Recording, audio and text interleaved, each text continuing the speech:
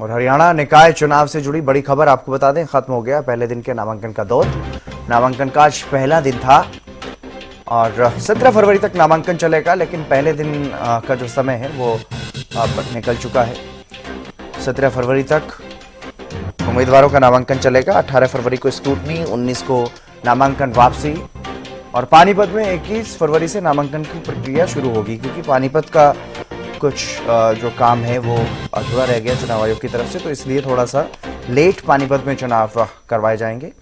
21 तारीख से नामांकन की प्रक्रिया पानीपत में शुरू होगी। बाकी पूरे प्रदेश में जहां जहां भी निकाय चुनाव हैं वहां आज पहला दिन था नामांकन का।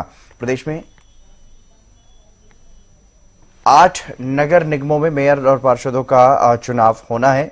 2 नगर निगमों में सिर्फ मेयर चुने जाने हैं। और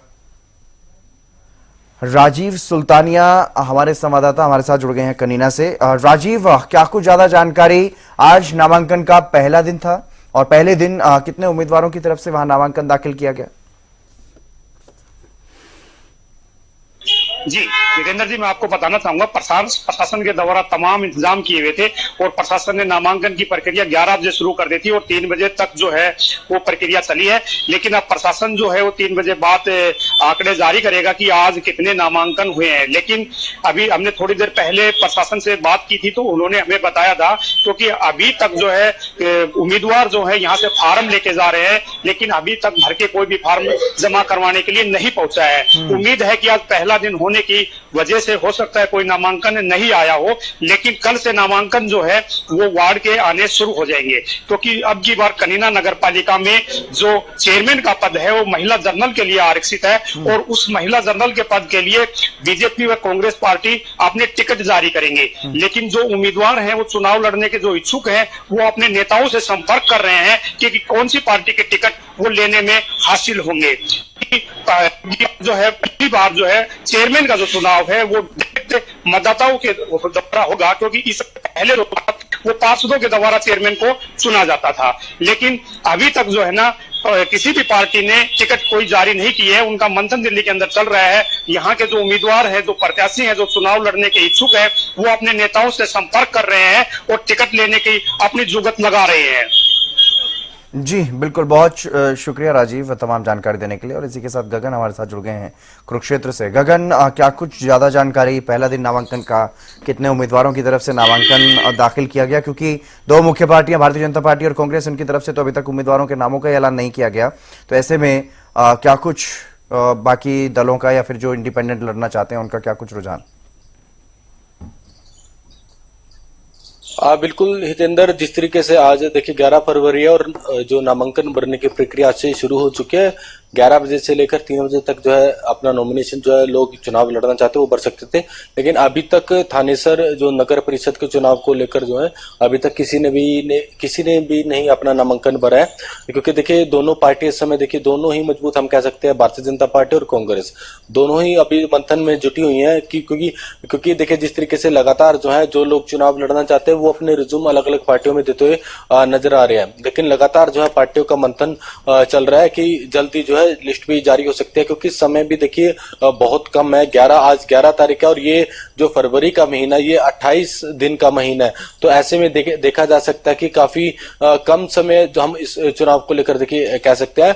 और लगातार जो है देखिए कार्यकर्ताओं में भी, दोनों पार्टियों के कार्यकर्ताओं में या जो आजाद उम्मीदवार लड़ना चाहता है उनमें जो है अलग ही उत्साह देखने को मिल रहा है। लेकिन अभी जिस तरीके की बात की जाए तो दिल्ली चुनाव के बाद जो है भारतीय जनता पार्टी के जो कार्यकर्ता हैं उनमें ज्यादा उत्साह देखने को मिल रहा है। और लोगों से जब हमने बातचीत जो की गई तो उनका यही कहना है कि इस बार जो है देखिए दिल्ली चुनाव के बाद दिल्ली में भी भारतीय जनता पार्टी की सरकार है और हरियाणा की राजनीति यही कहती है कि जिसकी सेंटर में सरकार है उसी की हरियाणा के अंदर होती है, तो ऐसा देखने को भी मिला है। और कहीं ना कहीं भारतीय जनता पार्टी का ग्राफ भी बढ़ता हुआ नजर आ रहा है। और जो थानेसर नगर परिषद की सीट है वो महिला आरक्षित सीट जो अब की बार रिजर्व की गई है, तो ऐसे में महिलाएं भी बढ़ चढ़कर भाग लेते हुए नजर आ रही है। और इस बार कोई नया चेहरा ही हम कह सकते हैं, नया चेहरा देखने को मिल सकता है।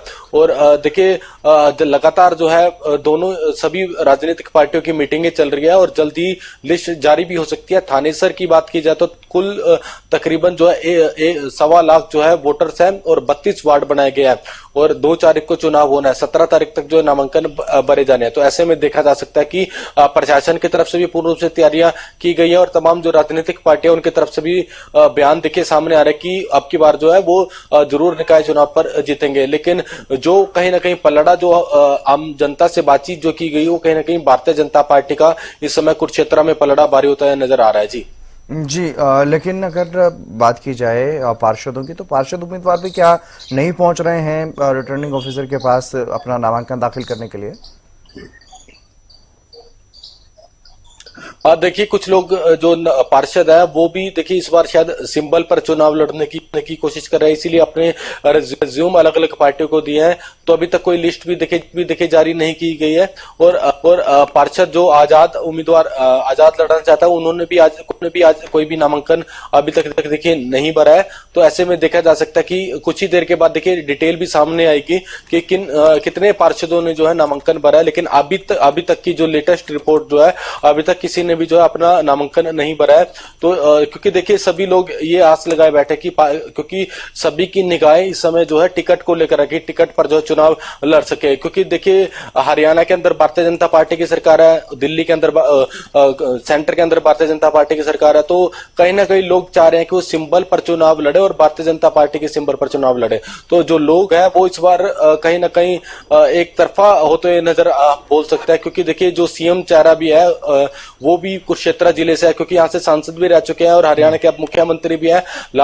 तो ऐसे में देखा जा सकता है कि भारतीय जनता पार्टी के जो कार्यकर्ता हैं उनमें अलग ही उत्साह देखने को मिल रहा है दिल्ली चुनाव के बाद। और देखिए जल्द ही लिस्टें भी जारी हो सकती है कांग्रेस की तरफ से भी और भारतीय जनता पार्टी की तरफ से भी। ऐसे में और देखा जाए तो पूरे प्रदेश के अंदर जहां निकाय चुनाव हो रहे हैं, नामांकन आज 11 तारीख से शुरू हो रहे हैं। तो वही वो और दूसरी तरफ पानीपत को लेकर जो है 21 तारीख से लेकर जो है नामांकन भरे जाएंगे। तो ऐसे में देखा जाएगा कि बहुत उत्साह शांतिपूर्ण तरीके से हो सके चुनाव और उत्साह भी लोगों के अंदर भी देखने को मिल रहा है, कार्यकर्ताओं के अंदर भी देखने को मिल रहा है। जी चलिए, बहुत शुक्रिया तमाम जानकारी देने के लिए गगन।